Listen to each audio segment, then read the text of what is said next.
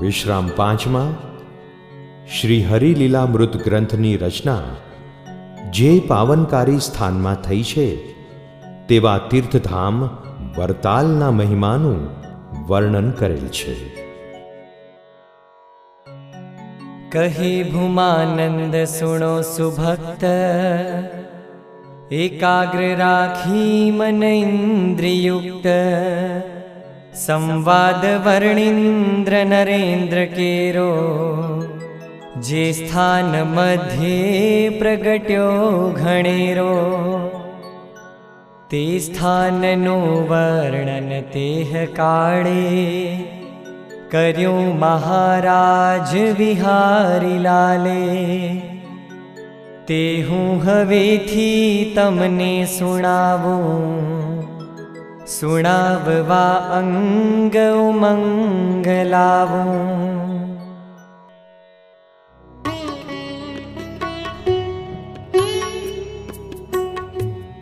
आचार्य बोल्या हरिभक्त पास, सुनो तमे सौ हरि कृष्ण दास। वृत्तालनु वर्णन हूँ करूँ छूं, मोटो महिमा मन मा धरूं छूं। श्रीवर्णवो वृत्तपुरीनी शोभा, जे देखवा दृष्टि दिसे सलोभा। श्री लक्ष्मी नारायण ज्यां वसे छे, तेथी ज सर्वोत्तम ते दिसे छे। वस्या जहाँ अक्षरना निवासी, ते तुल्यता कोण कहे ज काशी। महात्म्य तेनु मन मा विचारे, द्वारावतीने वळती विसारे। नक्षत्र कोई रवि तुल्य नावे, मेरु समो पर्वत ना कहावे। चिंतामणि थी धन सर्व छोटो, सर्वे थी वृत्तालय तीर्थ मोटो। गंगा रही गोमतीने स्वरूपे, भानु सुता दैवत ज्ञान कूपे। सरस्वती गोपी तड़ाव भावे, त्रिवेणीनु तत्वधना तड़ावे। ए चार जे गोमती तीर्थ आदि, प्रत्यक्ष कृष्णे करी छे प्रसादी। तेथी महिमा अति श्रेष्ठ एनो, विस्तार थी भेद कहीश तेनो। जुओ वड़ी उत्तम तीर्थ जेह, तड़ाग छेटाडण नाम तेह। श्री भक्ति पुत्रे बहुवार स्नान, जेमा कर्यों जाह्नवी ते समान। श्रीनाथनु मंदिर शोभितु घणो, वेगे करूं वर्णन आज ते तणो। प्राकारनु पूरब द्वार श्रीधरे, जोवा निशानाथ दिनेश संचरे। विघ्नेश सामा हनुमान त्या रहे, भक्तो तणा संकट भांगवा चहे। भूतादि चूड़ेल डरे ज दूर थी, वेगे थी नासे वड़गाड ऊर थी।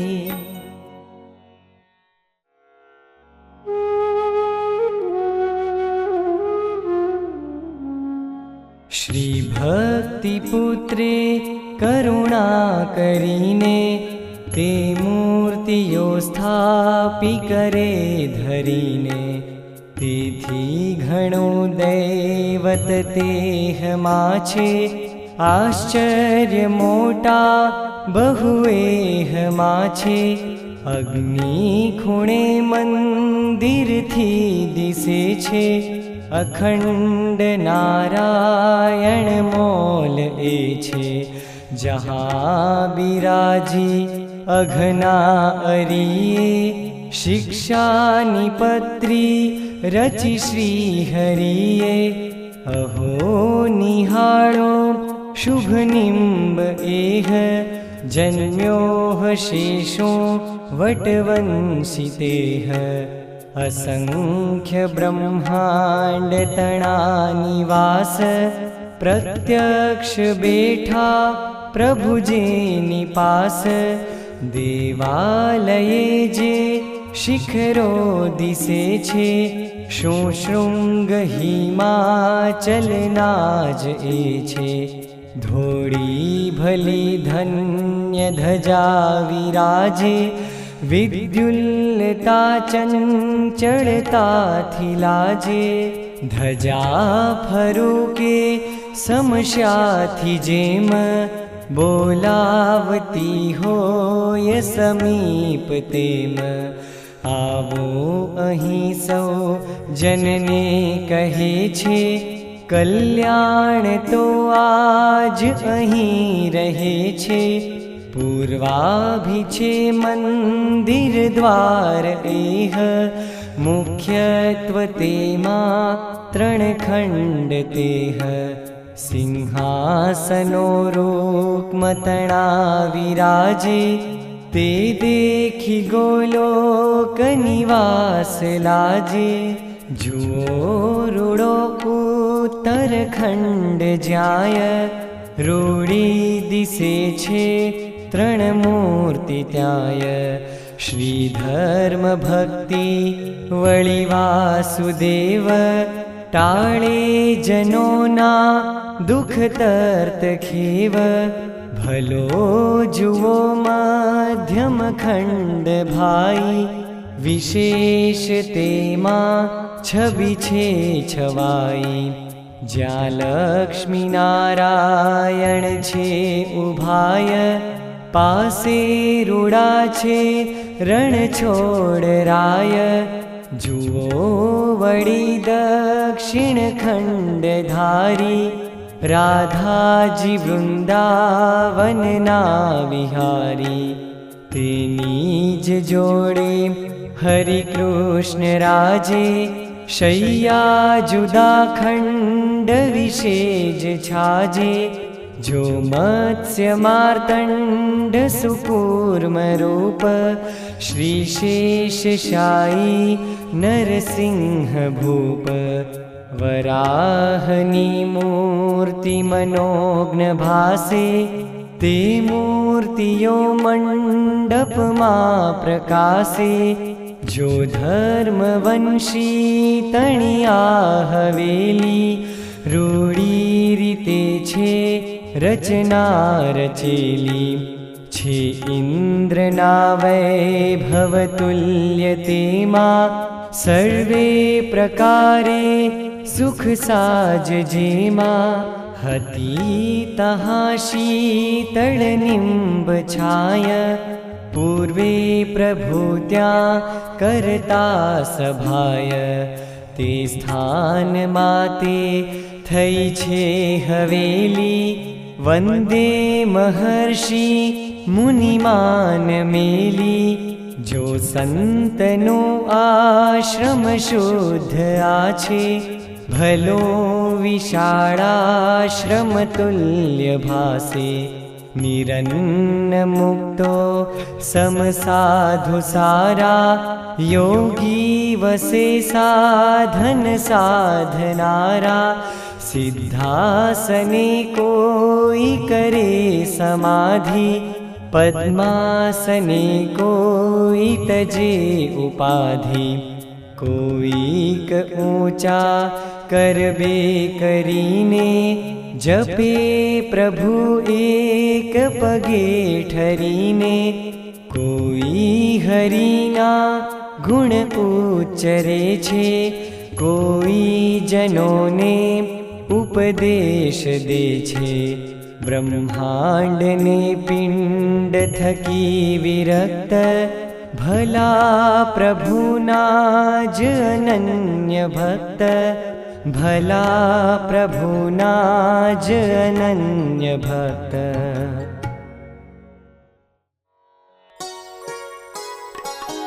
तपसी तपसा तहा करे, प्रभुता श्री प्रभुनी दिले धरे। रसना रसना मले नहीं, धन ने बंधन ते गणे सही। दुख मानिले नहीं, सुख ने ते सुख ना गणे सही। हरि हे हरि नाम भाखता, तन थी प्रीत नथी ज राखता।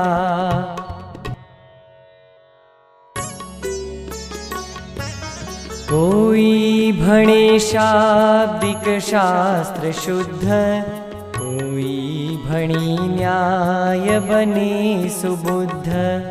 वेदांत निर्भ्रांत भणे भणावे, पुराण कोई सुने सुनावे।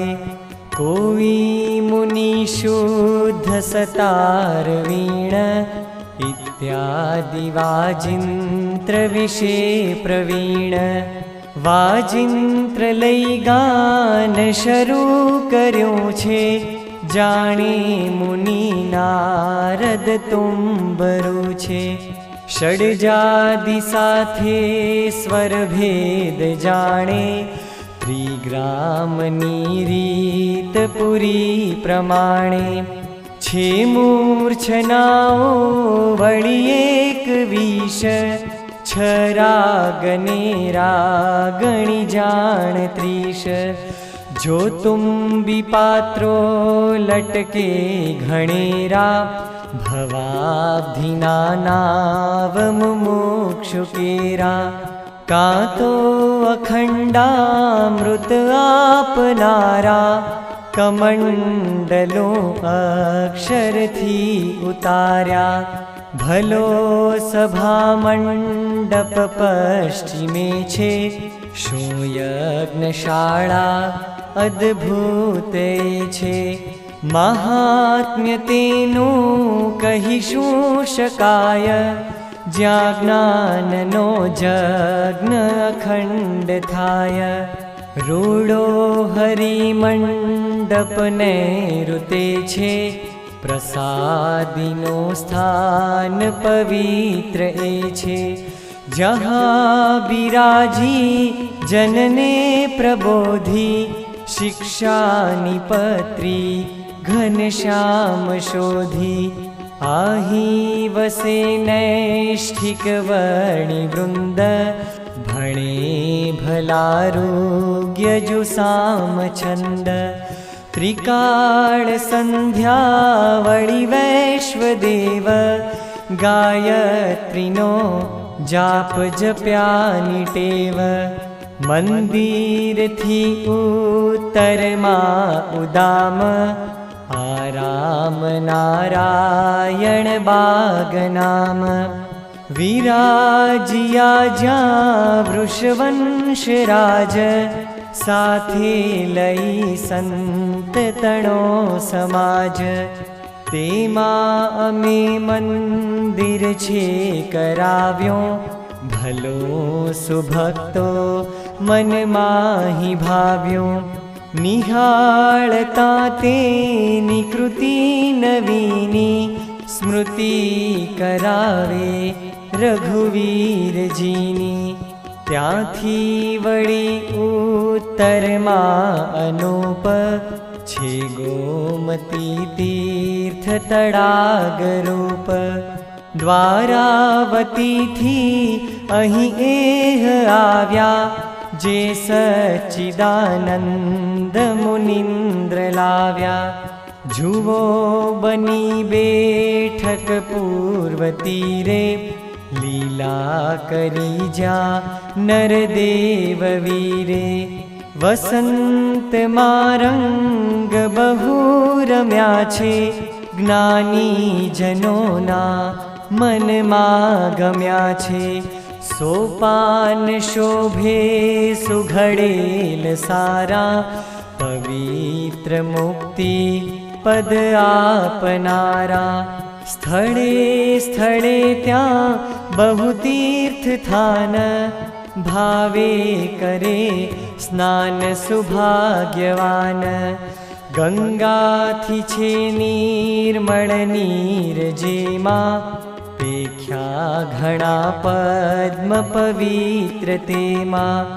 હંસો વસે માન સરોવરે છે, તે દેખી સંદેહ દિલે ધરે છે.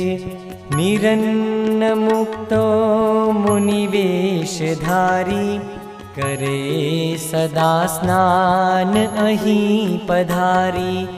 નાયા જહાં અક્ષરના નિવાસી, તે તુલ્ય શું થાય પ્રયાગ કાશી. સ્ત્રીઓ ભરે નીર તળાગ તીરે, તેના પડે છે પ્રતિબિંબ નીરે. શું નાગ કન્યા મહિમા વિચારી, પાતાળમાંથી અહીંયા પધારી.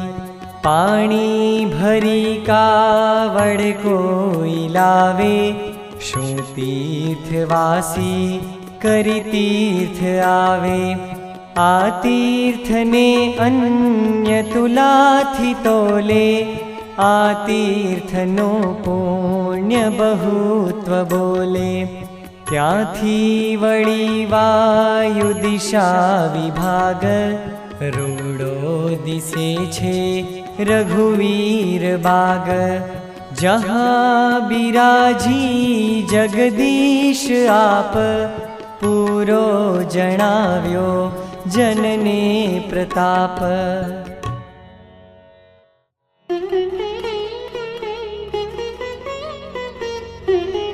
સદળી કદળી વળી ફળી, ન ફળી વેત્ર લતા નહીં દળી. અકળી તકળી મળી મળી, લતિકા લુંબી રહી લડી લડી. ફળદાળમ દાળીની વિશે, રસદાઈ રસદાર તે દિશે. દશનાકૃતિ કૃષ્ણની હવી, કળી તેની કળી શું શકે કવિ. કમળો વિમળો સ્થળો તણા, સુદિશે ને વિદિશે દિશે ઘણા. કળના કળનાર શું કરે, હઠીલાની હઠીલાઈને હરે. નિરખી નિરખી ઉદ્યાનને, કહું સૃષ્ટિ સૃજ સૃષ્ટિવાનને. અજતા અજતારી ધન્ય છે, રચના આ રચનાથી અન્ય છે. બહુ ઉદ્ભવ ઉદ્ભિજો ધરે, ગણના ત્યાં ગણના ઋષિ કરે. નજરો નજરે નિહાળતા, નવડે દૃષ્ટિ તહાથી વાળતા. ચકવા ચકવી તહા ઠરે, ચરવાનું ચરવા હરે ફરે. સુરમાનવ માનવા સહી, ખગ જાતિ ખગ જાણવા નહીં.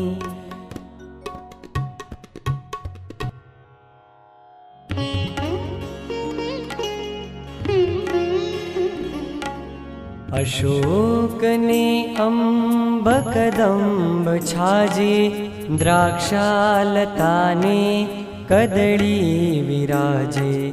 सीताफड़ी जामफड़ी अपार, बकुल जंबू फड़ने अनार.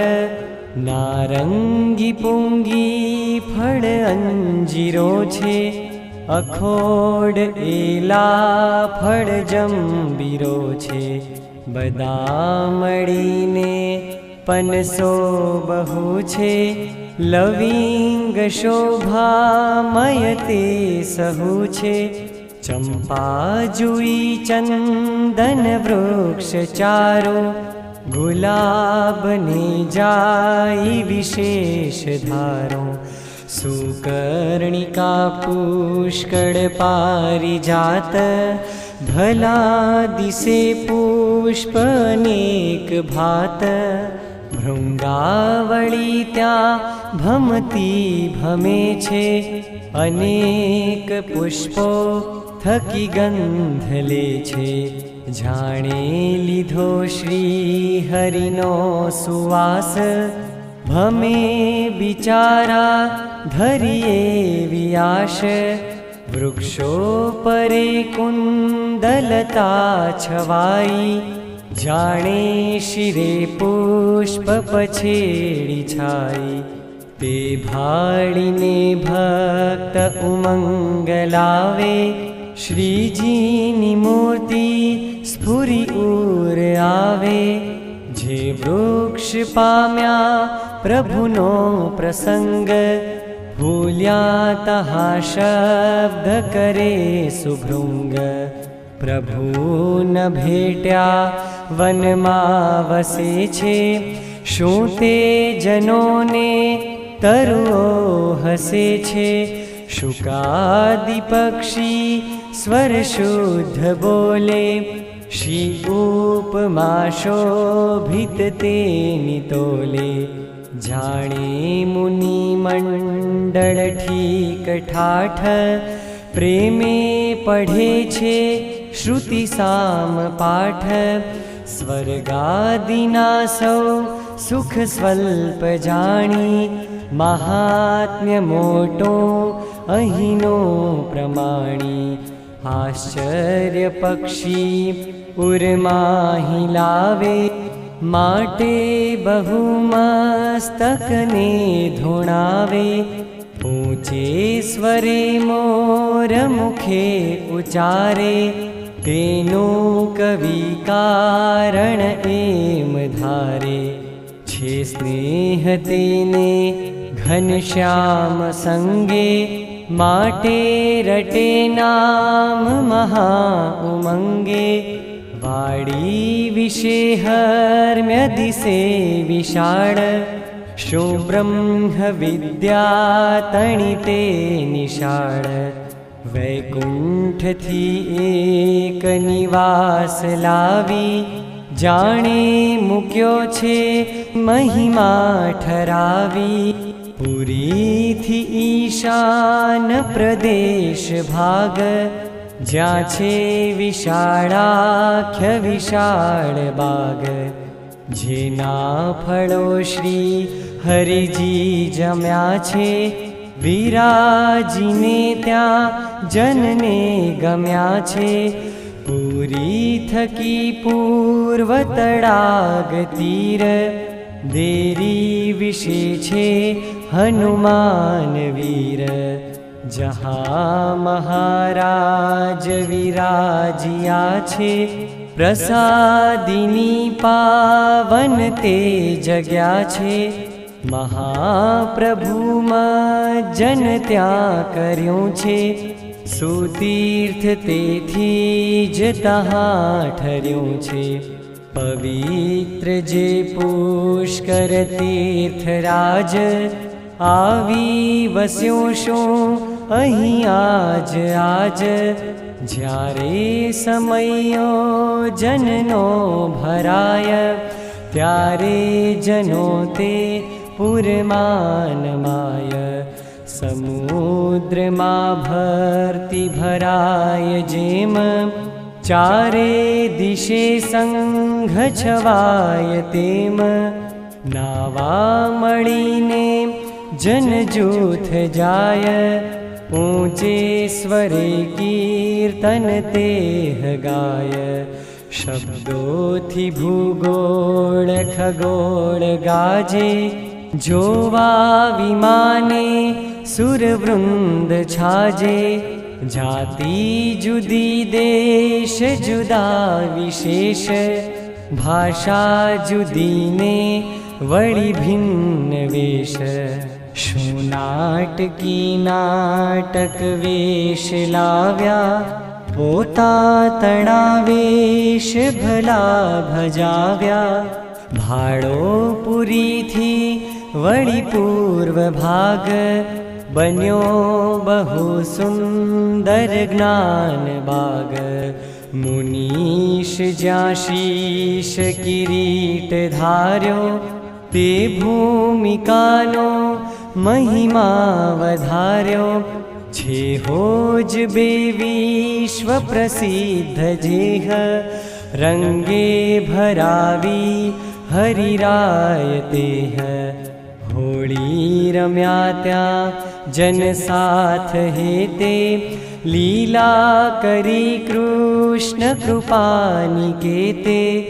अहीं हतो अद्भुत आमलो जे, सौभाग्यशाળી सौथी भलो ते। जे नाथने जोगी जनो न भाड़े, हेते हिच्याते हरि जे निडाळे। ज्या पीजवासी शिवलाल आवी, बहु रूड़ी बैठक छे रचावी। सत्संगना संघ संख्य आवे, नारी नरो मस्तक त्यान मावे। नारी नरो मस्तक त्यान मावे।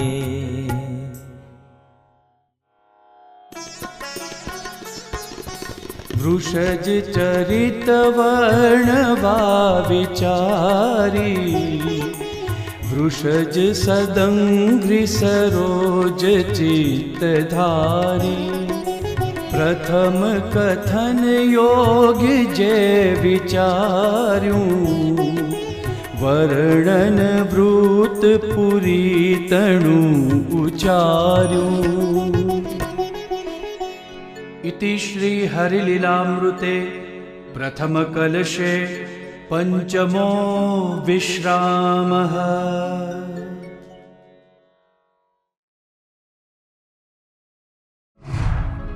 सब्सक्राइब कीजिए राजकोट गुरुकुल चैनल को और बेल आइकन को दबाएं लेटेस्ट वीडियो सबसे पहले देखने के लिए।